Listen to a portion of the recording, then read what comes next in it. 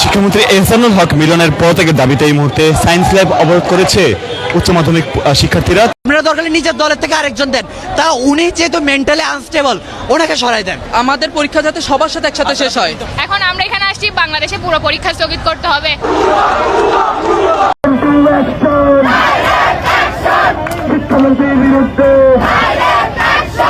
সে কিভাবে ছাত্রদেরকে মুরগি বলে? এটা মুরগি বলার কোনো যৌক্তিকতা আছে? আসলে কি এটা ছাত্রীদের উপরে মানে শিক্ষার্থীদের উপরে খুব জুলুম করা হচ্ছে। যে শিক্ষামন্ত্রী আমাদের সিচুয়েশন বুঝে না, তার উচিত পদত্যাগ করা। কারো যদি পিরিয়ডস হয় সেই অবস্থায় কিছু প্যাড ভেজাই অবস্থায় পরীক্ষা দিবে। অন্তত আগামী কয়েকদিনের মধ্যে শিক্ষামন্ত্রীর যদি পদত্যাগ না হয়, আমার কেন জানি মনে হচ্ছে ঠিক স্বৈরাচারের মতো এই বিএনপির অবস্থা হবে। পরীক্ষার হলে গেছি, এটা তো অপমান। ফার্মের মুরগি কেন বলা হবে?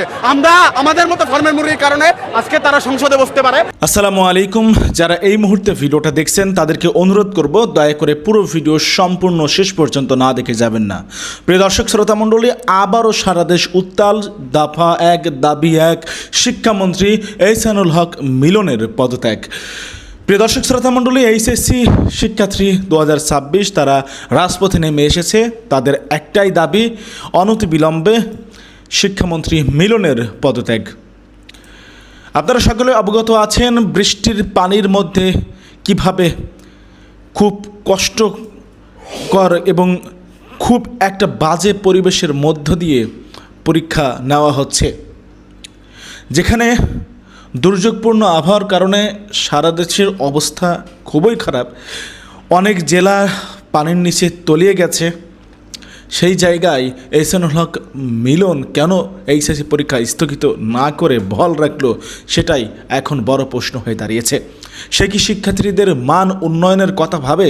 সত্যিকার অর্থেই কি শিক্ষার মান উন্নয়ন করছে, নাকি অবনতির দিকে নিয়ে যাচ্ছে? শিক্ষার্থীদের স্বাস্থ্যের ঝুঁকি নিয়ে কেন পরীক্ষার হলে আসতে হবে? কেন বৃষ্টির পানিতে ভিজে হাঁটু পানিতে পরীক্ষা দিতে হবে? বড় প্রশ্ন হয়ে দাঁড়িয়েছে এটি।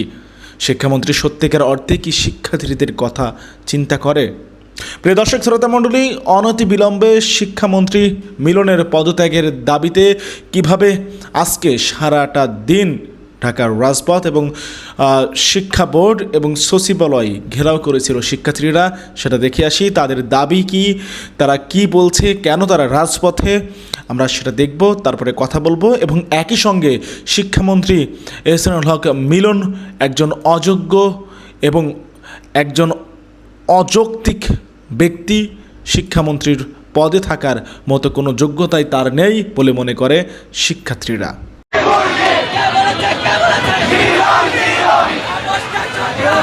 শিক্ষামন্ত্রী এহসানুল হক মিলনের পদত্যাগের দাবিতে এই মুহূর্তে সায়েন্স ল্যাব অবরোধ করেছে উচ্চ মাধ্যমিক শিক্ষার্থীরা। তারা কিন্তু এখানে আমরা দেখতে পাচ্ছিলাম আজ বেলা 11টায় তাদের অবস্থান কর্মসূচির পূর্ব ঘোষিত কর্মসূচির অংশ হিসাবে তারা এখানে আসেন এবং পরবর্তীতে সায়েন্স ল্যাব তারা অবরোধ করেন আমরা দেখতে পাচ্ছি। এই মুহূর্তে শিক্ষার্থীরা তারা কিন্তু এখানে স্লোগান তুলছেন, তুমি কে আমি কে, মুরগি মুরগি এবং নানান রকম স্লোগান তারা তুলছেন এবং চারিদিকে উচ্চ মাধ্যমিক শিক্ষার্থীরা রয়েছেন। আমরা একটু কথা বলবো। ভাই, আজকে এখানে আসার অবস্থানের কারণটা কি? এখানে আমরা এসেছি মিলনের পদত্যাগের কারণে। কারণ আপনারা দেখেছেন কয়েকদিন ধরে দেশে যে দুর্বিষহ অবস্থা, এই অবস্থার মধ্যেও তিনি ইন্টার পরীক্ষা চালু রেখেছেন। এটা কেমন? সারা বাংলাদেশ যেখানে ডুবে গিয়েছে সেখানে তিনি পরীক্ষা চালু করেছেন। কালকে আমরা দেখতে পেয়েছি যে পরীক্ষা দিতে যাওয়ার সময় আমাদের ভাই ও বোনরা কিভাবে স্ট্রাগল করেছে। তারা ড্রেনে পড়ে গিয়েছে, তারা পানিতে তাদের বুক পর্যন্ত পানি এ পর্যন্ত তারা পরীক্ষা দিতে গিয়েছে। এটা কেমন নেই? সেখানে যে আমরা 24-এ দেখেছিলাম যে আমাদের হাসুয়াপা বলেছিলেন আমাদের রাজাকার, তার জন্য তার পুরো জাতিটাই ধ্বংস হয়ে গিয়েছে।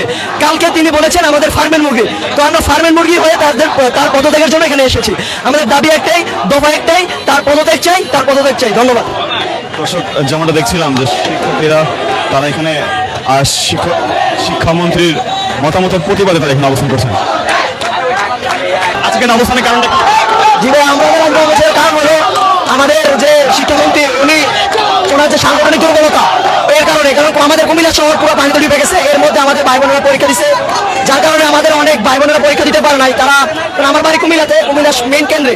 তো এখানে আমি দেখতে পেরেছি তারা অর্ধেক খবর পানি নিয়ে কুমিল্লা সরকারি মহিলা কলেজে পরীক্ষা দিতে গেছে, যার কারণে অনেক পরীক্ষা দিতে পারে নাই। আবার তার উপর প্রশ্নের প্যাটার্ন হয়েছে অনেক কড়া লেভেলের, যার কারণে এটা আমাদের আশা করতে পারি নাই। আমাদের পরীক্ষা স্থগিত করার দরকার ছিল, তারা পরীক্ষা স্থগিত না করে পরীক্ষা দিয়ে দিচ্ছে, এটা আমরা আশা করি না। কারণ আমাদের একটাই দাবি, এখন পরীক্ষা স্থগিত হোক, আগামী কর্মসূচি না মানে বন্ধ পরিস্থিতি স্বাভাবিক না হোক, বন্ধ পরীক্ষা স্থগিত করো, এটাই আমাদের মেন দাবি। আমি একজন অভিভাবক, একজন মা। আমি আসলে এই অন্যায় অন্যায্য হওয়ার সিদ্ধান্ত, এই বিরূপ পরিস্থিতি, বিরূপ প্রকৃতি এবং বন্যা পরিস্থিতির মধ্যে পরীক্ষা নেওয়া হচ্ছে, পাশাপাশি সিদ্ধান্ত বলেছে সমন্বিত প্রশ্নে পরীক্ষা হবে, সেটাও হুট করে বলেছে। খুব বেশি সময় বাচ্চারা আমাদের পায়নি। তারপরে যখন পরীক্ষা হচ্ছে তার কয়েকদিন আগেও বলেছে, শুরু হওয়ার আগে, যে যদি কোনো কেন্দ্রে বা কোনো জায়গায় যদি কোনো সমস্যা হয় তাহলে সারা বাংলাদেশের পরীক্ষা আবার নেওয়া হবে, যেহেতু অভিন্ন প্রশ্নপত্রের কথা বলেছে। সেই কথা তো নাই, প্রশ্নে ভুল, যাতায়াত ব্যবস্থায় সমস্যা। গতকালকে শুধু বলি 19,000 বাচ্চা এক্সাম দিতে বসতে পারেনি। এই দায় কার? এই দায় রাষ্ট্রের, এই দায় শিক্ষা মন্ত্রণালয়ের, এবং এই দায় অবিবেচকের মতন, অমানুষের মতন নেওয়া সিদ্ধান্তের। আমি এটার প্রতিবাদ জানাতে একজন মা হিসেবে শরিক হয়েছি তোমাদের সাথে, আমার সন্তানদের সাথে এসেছি। আপনারা দরকার নিজের দলের থেকে আরেকজন দেন, তা উনি যেহেতু মেন্টালি আনস্টেবল, ওনাকে সরাই দেন। আমাদের পরীক্ষা যাতে সবার সাথে একসাথে শেষ হয়। এখন আমরা এখানে আসছি বাংলাদেশে পুরো পরীক্ষা স্থগিত করতে হবে। সবাই বলতেছে কোশ্চেনে এই সমস্যা, ওই সমস্যা হার্ড হচ্ছে। ঠিক আছে, আপনি যেহেতু আসছেন, আপনি পড়ালেখার মান চেঞ্জ করতে যাচ্ছেন, ফেয়ার এনাফ, আপনি করেন, সমস্যা নেই। বাট আপনি আসছেন 2 মাস আগে, আপনি স্টুডেন্টদেরকে, আমরা 2 বছর পড়ালেখা করছি যেটা, আপনি জাস্ট পরীক্ষার সময় সেটা কেমনে চেঞ্জ করেন? আপনি স্টুডেন্টদেরকে ট্রেন করছেন, কোনো কিছু বলছেন, বা কেমনে কি আপনি টিচার্সদেরকে ট্রেন করছেন ওইভাবে? আমাদেরকে কোনো প্রিপারেশন ছিল? টেস্ট পরীক্ষার পরে আসছেন আপনি হঠাৎ করে জাস্ট কোশ্চেনের উপর দিয়ে সবকিছু ঝেলে দিচ্ছেন, এটা তো হয় না। আর গতকালকে যে পরীক্ষা হলো স্পিচলেস, এটা নিয়ে তো আর বলার কিছু নাই। গতকালকের প্রশ্নে 2টা ভুল ছিল, এখন তারা নোটিশ দিয়েছে যে আমরা এটা বিবেচনা করব।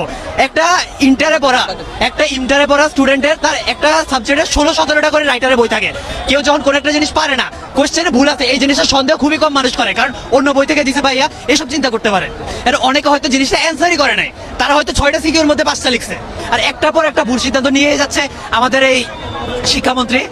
এখন উনি যদি ডিসিশন না নিতে পারে, ওনার অ্যাডভাইজারের যদি সমস্যা থাকে, উনি জিনিসগুলো চেঞ্জ করুক, বা যদি ওনার দ্বারা যদি না হয়, উনি স্বেচ্ছায় পদত্যাগ করুক। এখন অনেকে আবার এই জিনিসটা পলিটিক্স নিয়ে আসতেছে, পলিটিক্সটা আমরা নাই, সোজা সাপটা কথা পলিটিক্স নেই। আপনারা দরকার নিজের দলের থেকে আরেকজন দেন, তা উনি যেহেতু মেন্টালি আনস্টেবল, ওনাকে সরাই দেন। আমাদের অভিন্ন প্রশ্ন হবে, কিন্তু কেন আমাদের চট্টগ্রাম বোর্ডটা আলাদা করে, চট্টগ্রাম পুরা বোর্ডটা আলাদা করে কেন বাকি জেলায় প্রশ্ন হচ্ছে? আমাদের একটা হ্যাঁ আলাদা করেছে, কিন্তু আমাদের কোনো ই করতেছে না। আমাদের যে 4টা পরীক্ষা স্থগিত করা হয়েছে, এগুলো কিন্তু আমাদের বিশ্ববিদ্যালয়ে অ্যাডমিশন টেস্টে গিয়ে প্রভাব ফেলবে। যেহেতু একদিন করেও যদি বন্ধ দেয়, উচ্চ মাধ্যমিক পরীক্ষা একদিন করেও বন্ধ দিলে আমাদের 8 দিন পিছিয়ে পড়বো আমরা পরীক্ষা ক্ষেত্রে। সে 8টা দিন সবাই পড়া হবে, সে 8টা দিন আমরা কি করবো? 8টা দিন আমরা পরীক্ষার প্রস্তুতি নেবো, কিন্তু অ্যাডমিশন টেস্টে তো আমরা পিছিয়ে যাবো। আমাদের সব বোর্ড একসাথে যাতে হয়, আমাদের পরীক্ষা যাতে সবার সাথে একসাথে শেষ হয়। আমরা আমাদের অধিকারের জন্য আন্দোলন করতেছি। উনি যে বলছিলেন শিক্ষামন্ত্রী যে বাংলাদেশে কোনো দুর্যোগ দেখা দিলে পুরো বাংলাদেশ উনি পরীক্ষা স্থগিত করবে, কিন্তু বাংলাদেশে চট্টগ্রামে দুর্যোগ দেখা দেয় নাই, আরো অনেক জায়গায় কিন্তু দুর্যোগ দেখা দিচ্ছে। সিলেটও অনেক অবস্থা খারাপ, কুমিল্লা আপনারা নিশ্চয়ই দেখছেন, কালকে নিউজে দেখা গেছে 1 কোমর পানিতে ওরা পরীক্ষা দিচ্ছে ফিজিক্স। তার ভিতরে কোয়েশ্চেন তো দেখছেন, বোর্ডের কোয়েশ্চেন করতে চায় এইচএসসি এক্সাম, এটা কোনো মেনে নেওয়ার মতো হয়? এখন আমরা এখানে আসছি বাংলাদেশে পুরো পরীক্ষা স্থগিত করতে হবে। এখন শুধু চট্টগ্রাম বোর্ড স্থগিত করলে হবে না, সবাই এখন বন্যার মধ্যে পরীক্ষা দেওয়ার মতো অবস্থায় নাই। অলরেডি একজন স্টুডেন্ট রাজশাহীতে সুইসাইড করছে, এখন এই দায় কে নিবে? আমরা এখানে আমাদের মা বাবার টাকায় পড়তে আসছি, কারোর মা বাবার টাকায় পড়তে আসি নাই যে উনি আমাদেরকে চালাবে যা ওনার ইচ্ছা মতো। আমাদের অধিকার আছে, আমাদের অধিকার আমরা আদায় করে নিব।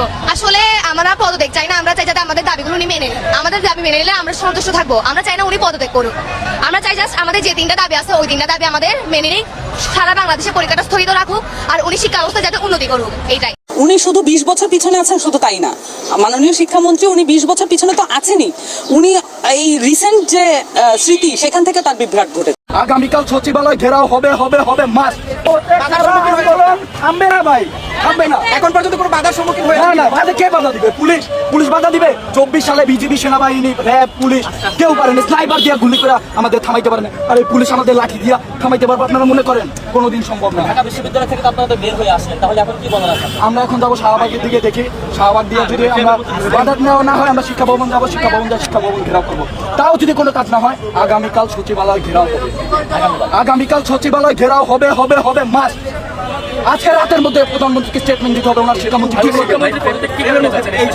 কারণ এখন বলতে হবে, আপনারা তো তাহলে কোন সাংবাদিক তার জ্ঞান মুক্তি উনি শিক্ষামন্ত্রী আমাদের ফার্মের মুরগি কিভাবে করে এটার সব ওনার দিল, যারা আমাদের এতদিন মাসুম বাচ্চা বলে আসছে, সেই শিক্ষামন্ত্রী এখন আমাদের ফার্মের মুরগি কোন হিসাবে বলে? উনি বলে তোমরা ফার্মের মুরগি, তোমাদের শরীরে একটু পানি পড়লেই তোমরা ফার্মের মুরগির মতো, তোমাদের জন্য ওনাকে ক্ষমা দিতে হবে, এটার জন্য ওনাকে ক্ষমা দিতে হবে। একটা শিক্ষামন্ত্রী কিভাবে স্টুডেন্টদের ব্রিফিং এ বলে যে তোমরা ফার্মের মুরগি, এটা আপনারাই বলেন। আমাদের 5 জন প্রতিনিধি আমার কাছে আসো, কারণ এটা সমস্যা সমাধানের মতো সংশ্লিষ্ট দপ্তরে দিতে হবে, তাই না? জি পরীক্ষা সংক্রান্ত বিষয়। তো তোমরা 5 জন আসো, আমি 5 জনকে কথা বলে কি সমাধান হয় কথা বুঝতে পেরেছো? আমরা বুঝতে পেরেছি এখানে সবার মূল মন্তব্য হচ্ছে আমরা বসার পর আবার শোনার পর তারা কি বলে সবার আমরা তো একটা তোমরা 5 জন প্রতিনিধি আসো। আমরা যাবো। আচ্ছা আমরা 5 জন আসবো, আমরা স্যার আপনারা যা বলবেন আমরা সেটা বুঝে ওদের সাথে ডিসকাস করবো। কথা বলে 5 জন আসো আমার কাছে। ঠিক আছে, সংশ্লিষ্ট দপ্তরে কথা বলে কি সমাধান হতে পারে সেই সমাধানের দিকে আমরা যাবো। কিন্তু রাস্তা বন্ধ করে কিন্তু আগে উনি শিক্ষামন্ত্রী আমাদের ফার্মের মুরগি কিভাবে বলেন কিভাবে সম্পূর্ণ দিতে হবে আগে একটা এটা জুলাই মাস একটা কথা বলার জন্য গত 2 বছর আগে আমাদের অনেক ভাই আপুরা রক্ত দিয়েছে তো কিভাবে ঠিক আছে আমরা কথা বলি যেই শিক্ষামন্ত্রী আমাদের সিচুয়েশন বুঝে না তার উচিত পদত্যাগ করা। কারো যদি পিরিয়ডস হয় সেই অবস্থায় কিছু পেট ভেজাই অবস্থায় পরীক্ষা দিবে, হাঁটু সমান জল দিয়ে মেয়েরা পরীক্ষা দিতে যাচ্ছে। সাধারণ মানুষ কবর সহ বাইশে দিতেছে, মানুষ মারা দিতেছে, হাজার হাজার মানুষ। আমাকে জান বড় নাকি আগে পরীক্ষা বড়? যে 32% পাস মার্কস লিখে বুটেক্সে চান্স পাইছে এমন কোশ্চেন আমাদেরকে দেওয়া হয়েছে।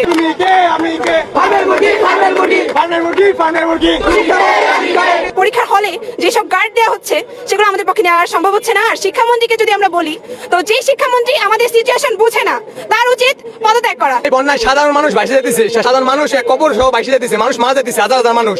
তো সবাইকে আগে জান বাঁচাবে নাকি আগে পরীক্ষা দিব? আমাকে জান বড় নাকি আগে পরীক্ষা বড়? আমাদের শিক্ষামন্ত্রী আমাদের সাথে যেমন বিহেভিয়ার করতেছে যেন আমরা তাদের শত্রু, মানে সিলেবাসের ভিতরে তো কোশ্চেন দিবে ওয়েট থেকে এটা কেমন প্রশ্ন, এটা আমরা কিভাবে সলভ করব? এমন শিক্ষামন্ত্রী আমাদের দরকার নাই যে আমাদের সিচুয়েশন বুঝে না, যে আমাদের এমন পরীক্ষা নেয় যেটা অ্যাডমিশন লেভেলে কোশ্চেন হয়। এমনকি এমন হয়েছে যে 32% পাস মার্কস লিখে বুটেক্সে চান্স পাইছে এমন কোশ্চেন আমাদেরকে দেওয়া হয়েছে। সারা দেশ যেখানে বন্যায় বেঁচে যাচ্ছে কেউ কোনো জায়গায় পরীক্ষা দিতে পারছে না, সেখানে হাঁটু সমান জল দিয়ে মেয়েরা পরীক্ষা দিতে যাচ্ছে। কারো যদি পিরিয়ডস হয় সেই অবস্থায় কিছু পেট ভেজাই অবস্থায় পরীক্ষা দিবে। 2টা প্রশ্ন ভুল ছিল, 6 নম্বর প্রশ্ন আর 7 নম্বর প্রশ্ন। তো এই সব প্রশ্ন আমরা কিভাবে সলভ করব, কিভাবেই বা আমরা পরীক্ষা দিব, যেগুলোর ব্যাপারে আমাদের কোনো আইডিয়াই নাই। শিক্ষামন্ত্রী যদি চায় আমাদের আগেই বলে দিত তোমাদের ফেল করানো হবে, তোমাদের পরীক্ষা দেওয়ানো হবে না। আমরা এ প্লাস পাই নাই, আমরা সাথে পরীক্ষা দেই নাই, এখন সেই স্টুডেন্ট আমরা পাস নিয়ে চিন্তা করছি কেন? 2009-8 এর প্রশ্ন যেগুলো আমাদের নরমাল গাইডে নাই, ইভেন যেসব মেডিসিন প্রশ্নপত্র করছে সেইগুলো তো আমরা পড়বো না কোথা থেকে? আমরা যে পরীক্ষা দিব আমরা পড়বো কোথা থেকে যে আমরা পরীক্ষা দিব? আর যারা যেই সব মেয়েরা এসে লাইভে এসে বলছেন না পরীক্ষা খুব ভালো, ওরা পড়ছে কোথা থেকে যে তাদের পরীক্ষা ভালো হয়েছে? আমরা পরীক্ষা কেন্দ্রে যাই মোমবাতি জ্বালিয়ে পড়াশোনা পরীক্ষা দিচ্ছি, এটা কোন ধরনের আমেরিকান সিস্টেম? মাননীয় শিক্ষামন্ত্রী, আপনি যখন বললেন বৈষম্যমুক্ত পরীক্ষা নেওয়ার জন্য আমাদেরকে অভিন্ন প্রশ্নপত্র করা হবে, তখন আপনি যখন দেখলেন যে চট্টগ্রাম বোর্ডে পরীক্ষা নেওয়া সম্ভব না, আপনি তখন স্থগিত করে দিলেন। সেটা আমি মেনে নিলাম, কারণ বইরা আবহাওয়ার ক্ষেত্রে আমাদের কিছু করার ছিল না। কিন্তু আপনি যখন বললেন যে কোনো জায়গায় যদি কোনো কেন্দ্রে যদি পরীক্ষা স্থগিত হয় সারা বাংলাদেশে পরীক্ষা স্থগিত করা হবে, সেটা কেন রাখলেন না? আমাদের পরীক্ষা বন্ধ করতে হবে না, সর্বপ্রথম এই শিক্ষামন্ত্রীর পদত্যাগ করতে হবে। আমরা 26 ব্যাচ আর কত কিছু মেনে নেব? আমাদের তো একটা সহ্য সীমা আছে। আমরা 7 বছর পরে ফুল সিলেবাসে পরীক্ষা দিচ্ছি, আমরা কিছু বলি নাই, বলেছে কিছু? আমরা মেনে নিয়েছি কারণ আমরা ভেবেছি যদি আমরা ফুল সিলেবাসে পরীক্ষা দিই আমাদের অ্যাডমিশন লেভেলে যায় ভালো হবে। আমরা মেনে নিয়েছি, তাই বলে কি আমরা বোর্ড পরীক্ষায় অ্যাডমিশনের প্রশ্ন পরীক্ষা দেব? এটা কোন ধরনের ন্যায্যতা? উনি বারবার কন্টিনিউয়াসলি বলে যাচ্ছে বাচ্চারা নকল আর হবে না। বাচ্চারা কারা? প্রশ্ন বানায় বইয়ের বাইরে থেকে, নকল কেমনে করব? মানে প্রশ্ন হচ্ছে একটা বিল্ডিং তৈরি করতে কি লাগে? অপশন এ ইট, অপশন বি বালু, অপশন সি সিমেন্ট, তিনটাই তো লাগে রে ভাই। ড্রাগস অ্যাডিক্টেড তার পদত্যাগ চাওয়াটা স্বাভাবিক না? কি কি কারণে ড্রাগ অ্যাডিক্টেড মনে হচ্ছে? আপনারা কি তার কথা শুনেন নাই? আপনাদের আচ্ছা একটা স্বাভাবিক মানুষের আপনি এখান থেকে যে কোনো একটা ভার্সিটির ছেলেকে একটা কলেজের ছেলেকে তার কথা বলার স্টাইল ছিল, আপনার কি মনে হয় না ওনার কথা বলার স্টাইল ছিল? উনি স্বাভাবিকভাবে উনি ড্রাগস অ্যাডিক্টেড না হলে উনি যে মেন্টালি আনএবল, এটা কি আপনাদের মনে হয় না? উনি সুস্থ না? উনি বারবার কন্টিনিউয়াসলি বলে যাচ্ছে বাচ্চারা নকল আর হবে না। বাচ্চারা কারা? এখনকার জেনারেশনে কারা হচ্ছে নকল করে? আমি তো জানি না। নকল কিভাবে করবে? পরীক্ষার আগের দিন প্রশ্ন ফাঁস হয়ে যায়, 50,000 টাকা দিয়ে সেট কিনা যায়। টেলিগ্রামের গ্রুপগুলোর মধ্যে এখানে একজন বিশেষ এজেন্ট আছে, তার কাছে টাকা দিলে সে 50,000 টাকা দিলে সে কোয়েশ্চেন দেয়। তো পরীক্ষার আগের দিন যেখানে টাকা দিয়ে আমরা প্রশ্নই কিনতে পারতেছি সেখানে নকল কিভাবে করবো? আমরা তো পরীক্ষার আগের দিন নকল পেয়ে গেছি, সেখানে নকল হচ্ছে। নকল আমাদের পরীক্ষার হলে নিয়ে যাওয়া লাগতেছে না। উনি বারবার নকল হবে না, নকল চলবে না, এটা দিয়ে কি বোঝায়? যে প্রশ্ন বানাইতেছে, প্রশ্ন বানায় বইয়ের বাইরে থেকে, নকল কেমনে করবো? নকল কেমনে করবো? বইয়ের মধ্যে প্রশ্ন নাই। বাংলা ফার্স্ট পেপার পরীক্ষার দিন উদ্দীপক দিয়ে রাখছে, মানে প্রশ্ন হচ্ছে একটা বিল্ডিং তৈরি করতে কি লাগে? অপশন এ ইট, অপশন বি বালু, অপশন সি সিমেন্ট, তিনটাই তো লাগে রে ভাই। কি পদত্যাগ করছো তো? পদত্যাগ করতে হবে, ক্ষমতার অপব্যবহার হবে না, হবে না, পদত্যাগ করতে হবে। শিক্ষামন্ত্রী পদত্যাগ করতে হবে।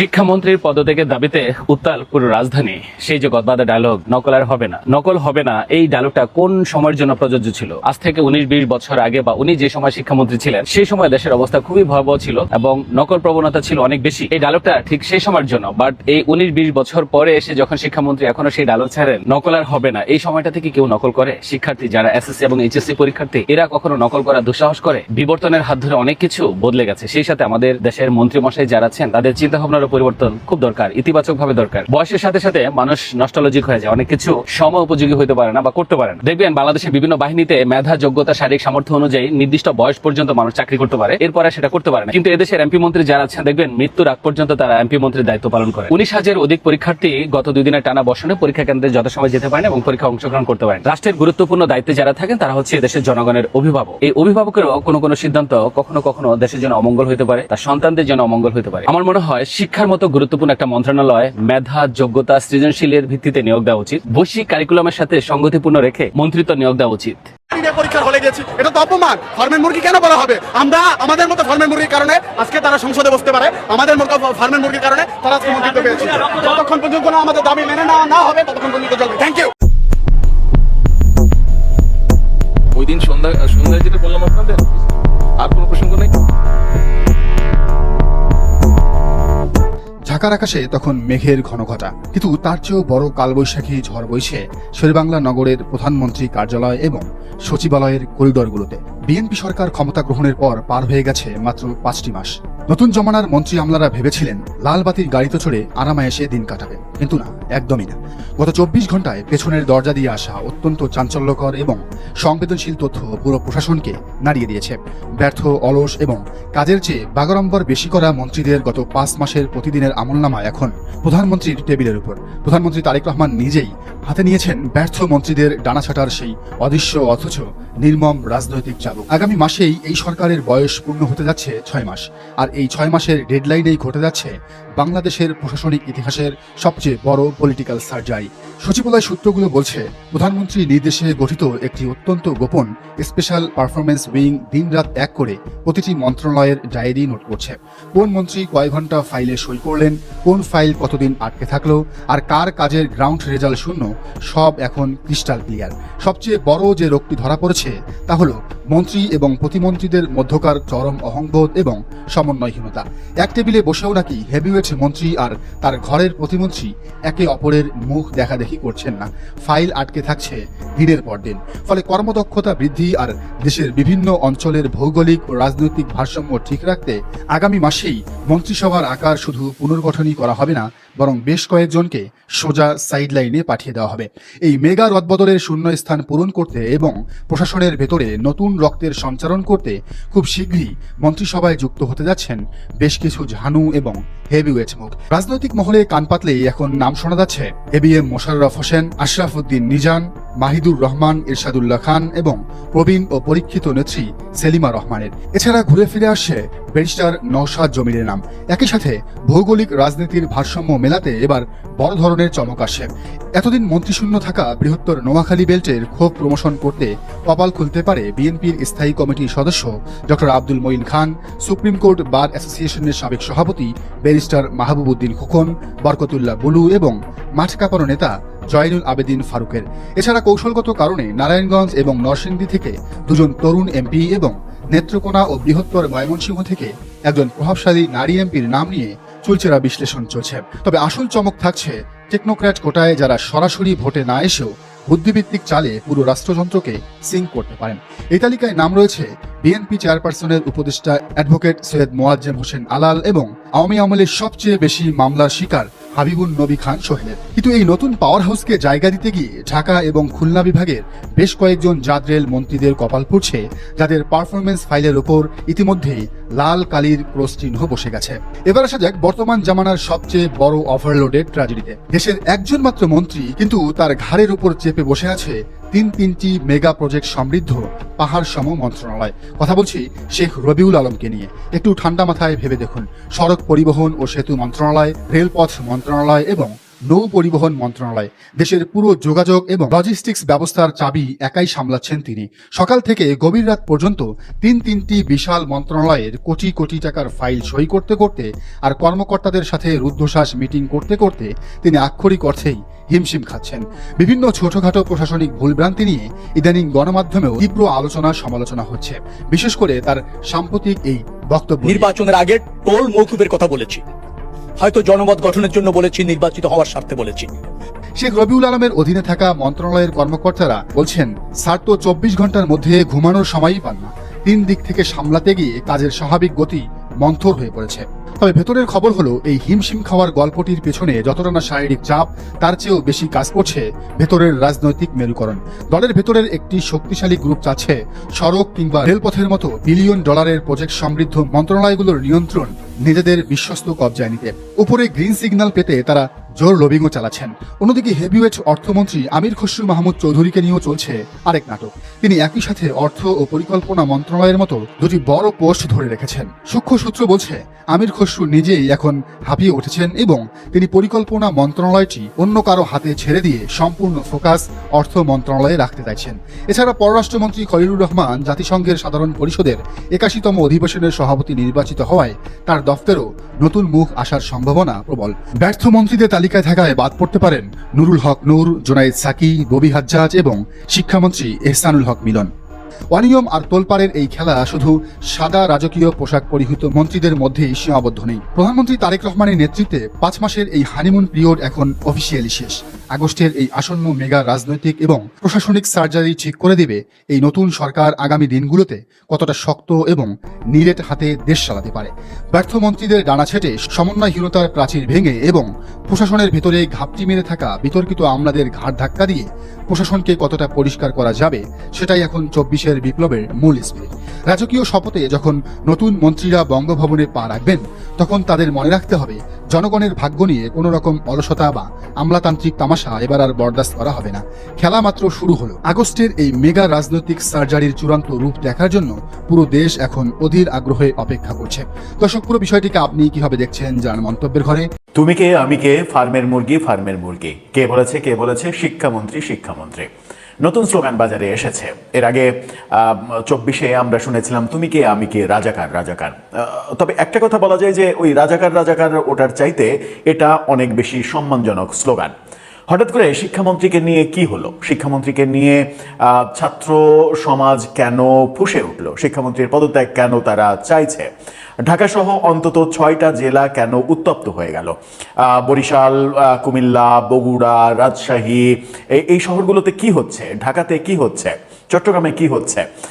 চট্টগ্রামে হয়তো একটু কম হচ্ছে, কারণ চট্টগ্রামের পরীক্ষা স্থগিত হয়েছে, এইচএসসি পরীক্ষা যেটা চলছে।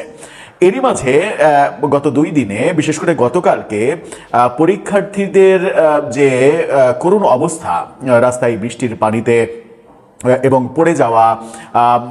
পড়ে গিয়ে সব কিছু ভিজে যাওয়া, এই ব্যাপারগুলো, এই ভিডিওগুলো ভাইরাল যখন হয়েছে, তখন শিক্ষামন্ত্রীরও একটা বক্তব্য ভাইরাল হয়েছে।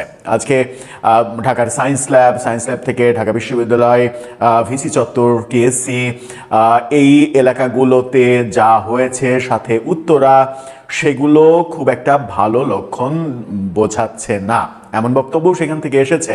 হাসিনাকে তাড়িয়েছি, এরা তো কিছুই না। ব্যাপারটা কি খারাপ দিকে যাচ্ছে? শিক্ষামন্ত্রী সাম্প্রতিক সময়ে বেশ কিছু সমালোচনামূলক বক্তব্য দিয়ে ফেলেছেন। এবার শিক্ষার্থীদের ফার্মের মুরগি যেভাবে বললেন তিনি, এবং সেই ভিডিও অডিও ছড়িয়ে পড়ল, সেটাতে আমার মনে হয় যে সরকার একটা বড় ধরনের বিপদেই পড়ে গেছে এই শিক্ষামন্ত্রীকে নিয়ে। চলুন একটু কি হচ্ছে জেনে দেখি সারা দেশে। দর্শক, বলছিলাম শিক্ষামন্ত্রীর পদত্যাগ চেয়ে ঢাকা সহ অন্তত 6টা জেলা উত্তপ্ত হয়েছে। রাজশাহীতে শিক্ষা বোর্ড ঘেরাও করা হয়েছে, সেই ব্যাপারগুলো আমরা দেখেছি। কুমিল্লা, বরিশাল, বগুড়া উত্তপ্ত হয়েছে, সেই ব্যাপারগুলো আমরা গণমাধ্যমে ছবি, ভিডিও দেখেছি। ঢাকাতে সকাল থেকেই সায়েন্স ল্যাব অবরোধ করে রাখা হয়েছিল। এরপরে সায়েন্স ল্যাব থেকে ঢাকা বিশ্ববিদ্যালয়ে শিক্ষার্থীরা আসে। ঢাকা বিশ্ববিদ্যালয়ে ভিসি চত্বরে সেখানে পুলিশের সঙ্গে ধাক্কাধাক্কি হয়, এবং সবথেকে খারাপ ব্যাপার যেটা, সেটা হচ্ছে যে বিজিবি মোতায়েন করা হয়েছে ঢাকা বিশ্ববিদ্যালয়ে। এই শিরোনামটা দেখে নিন ইন্ডিপেন্ডেন্ট টেলিভিশনের। তারা দাবি করছে পুলিশ শিক্ষার্থী মুখোমুখি, ঢাবিতে বিজিবি মোতায়েন। বিজিবি মোতায়েন এটা কিন্তু ভালো লক্ষণ না। তার মানে পুলিশ পেরে উঠছে না, আধা সামরিক বাহিনীকে প্রয়োজন হচ্ছে। এরপরে কি সামরিক বাহিনীকেও প্রয়োজন হবে? শিক্ষামন্ত্রী আসলে কি বলেছেন? শিক্ষামন্ত্রী নিয়ে এত কথা কেন? শিক্ষামন্ত্রীর যে অডিও ভাইরাল হয়েছে সেখানে বলতে শোনা গেছে তাকে যে এরা তো সব ফার্মের মুরগি, সামান্য বৃষ্টির পানিতেই জ্বর এসে যায়। অর্থাৎ এইচএসসি শিক্ষার্থীদের উদ্দেশ্যে তিনি এই কথা বলেছেন যখন দাবি করা হচ্ছিল যে পরীক্ষা পেছাতে হবে। সারা দেশে বন্যা, অতিবৃষ্টি, এই কারণে যে ভয়াবহ অবস্থা হয়েছে সেই অবস্থার পরিপ্রেক্ষিতে পরীক্ষা স্থগিত করতে হবে। চট্টগ্রামে পরীক্ষা স্থগিত করা হয়েছে, বাকি বোর্ডগুলোতে পরীক্ষা চলছে, সেখানেই বিপত্তি। শিক্ষামন্ত্রী কোথায় এই কথা বলেছেন? শিক্ষামন্ত্রীর এই বক্তব্য নিয়ে গণমাধ্যমেও খবর হয়েছে। যুগান্তরের এই শিরোনামটা দেখে নিন। সেখানে বলা হচ্ছে যে মন্ত্রীর কথোপকথন ভাইরাল, এরা ফার্মের মুরগি, বৃষ্টিতে ভিজলেই জ্বর আসবে। এই যে বক্তব্য, এই বক্তব্যটা বলা হচ্ছে, গণমাধ্যম দাবি করছে যে একজন অভিভাবক শিক্ষামন্ত্রীকে ফোন দিয়েছিলেন সেই অভিভাবকের মেয়ের সঙ্গে কথা বলার জন্য, মেয়েকে একটু সাহস দেওয়ার জন্য। শিক্ষামন্ত্রী যখন মেয়ের সঙ্গে কথা বলতে যান এবং সেই আলাপচারিতায় তিনি এই কথা বলেন যে মন্ত্রণালয়ের মিটিংয়ে এরকম একটা তিনি কথা বলেছেন যখন পরীক্ষা স্থগিতের কথা আসে, প্রস্তাবটা আসে। সেটা এই অডিও এবং একটা মোবাইলে কথা হচ্ছে, আর একটা মোবাইল থেকে সেটা ভিডিও করা হয়েছে, ভিডিও করে সেটা ছড়িয়ে দেওয়া হয়েছে এবং সেটা ভাইরাল হয়েছে। ভাইরাল হওয়ার পর থেকে এবার মিছিল হচ্ছে, তুমি কে আমি কে, ফার্মের মুরগি ফার্মের মুরগি, কে বলেছে কে বলেছে? শিক্ষামন্ত্রী। শিক্ষামন্ত্রী তার শিক্ষামন্ত্রী হওয়ার যোগ্যতা নেই, এরকম কথা বলা হচ্ছে। এবং ঢাকা বিশ্ববিদ্যালয়ে যেটা হয়েছে সেটা হচ্ছে যে মানে ছাত্রদল এই আন্দোলনকারী শিক্ষার্থীদের মুখোমুখি হয়েছে। এটা কিন্তু ভালো দৃষ্টান্ত না। 24-এর আন্দোলনের সময়ও আন্দোলনকারীদের মুখোমুখি হতে দেখেছি আমরা তৎকালীন ক্ষমতাসীন দলের ছাত্র সংগঠন ছাত্রলীগকে, এবং সেটা বাজে পরিস্থিতির দিকে গেছে। ক্ষমতা ছাড়তে বাধ্য হয়েছে কিন্তু আওয়ামী লীগ সরকার।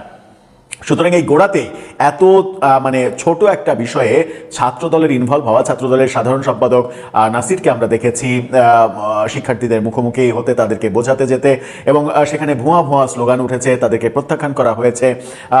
ব্যাপারগুলো খুব একটা ভালো দৃশ্য না। আবার এরকম বক্তব্য এসেছে, ছাত্রদলের উপরে অভিযোগ এসেছে, কোনো একজন ছাত্রদলের সদস্য এরকম বলেছেন যে যা যা তোরা বাড়ি যা, তোদের ভাগ্য ভালো হাসিনা নেই, এরকম বক্তব্য এসেছে। যাই হোক, ঢাকা বিশ্ববিদ্যালয়ে উত্তপ্ত হয়েছে, ভিসি চত্বরে পুলিশের সঙ্গে ধস্তাধস্তি হয়েছে, বিজিবি মোতায়েন করা হয়েছে, সায়েন্স ল্যাবের কর্মসূচি থেকে মানে শিক্ষা ভবন ঘেরাওয়ের কর্মসূচিতে ঢাকা বিশ্ববিদ্যালয়ে বাধা দেওয়া হয়েছে। বাধা দেওয়ার আরেকটা কারণ, ঢাকা বিশ্ববিদ্যালয়ে আজকে প্রধানমন্ত্রীর প্রোগ্রাম ছিল, প্রোগ্রামের আশেপাশে এই আন্দোলন পুলিশ আইন শৃঙ্খলা রক্ষাকারী বাহিনী হতে দেবে না, এটাই স্বাভাবিক প্রধানমন্ত্রীর নিরাপত্তার কারণে। সেটা নিয়েও ছাত্ররা কথা বলেছে যে উনি যদি উনার নিরাপত্তার কথাই শুধু ভাবে তাহলে আমরা কি, আমাদের নিরাপত্তা কোথায়? সম্মানিত বন্ধুগণ, দর্শক শ্রোতা মণ্ডলী, আপনারা দেখতে পারলেন। ব্যক্তিগত অভিব্যক্তি মতামত অবশ্যই কমেন্টে জানাবেন, আপনাদের প্রতিক্রিয়াটা কি থাকবে।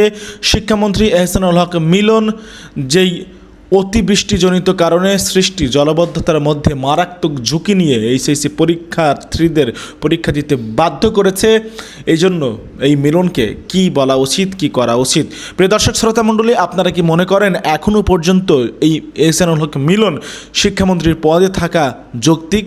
আপনারা কি মনে করেন সে আসলেই যোগ্য ব্যক্তি শিক্ষামন্ত্রীর পদে থাকার জন্য, নাকি মনে করছেন অনতিবিলম্বে তাদের পদত্যাগ জরুরি? প্রিয় দর্শক শ্রোতা মণ্ডলী, আসলে শিক্ষামন্ত্রী এহসানুল হক মিলন আমরা দেখেছি শিক্ষামন্ত্রীর দায়িত্ব নেওয়ার পরে নানা ধরনের বিতর্কিত কর্মকাণ্ড করেছে। তার বিভিন্ন ধরনের বক্তব্য, বিতর্কিত কার্যকলাপ এবং নানা ধরনের সমালোচনার মুখে পড়লেও আমরা দেখিনি তার বিরুদ্ধে কোনো পদক্ষেপ নিতে মাননীয় প্রধানমন্ত্রী তারেক রহমানের। এবারে হয়তো শিক্ষার্থীদের রাজপথে নামার কারণে, আন্দোলনে আসার কারণে এবারে চিন্তা করে দেখতে হবে সরকারকে যে আসলেই সেই ব্যক্তি শিক্ষামন্ত্রীর পদে থাকার যোগ্য ব্যক্তি কি না। প্রিয় দর্শক শ্রোতা মণ্ডলী, আপনারা আপনাদের ব্যক্তিগত অভিব্যক্তি জানাবেন। আসলে কথা আসলে কি বলবো, কার কাছে অভিযোগ দিব, কে শুনবে আমাদের কথা? দেশ ও জনগণের কথা আসলে কেউ ভাবে না। সত্যিকার অর্থেই এই দেশের প্রকৃত দেশপ্রেমিক নেতা আমরা এখনো পর্যন্ত পেলাম না।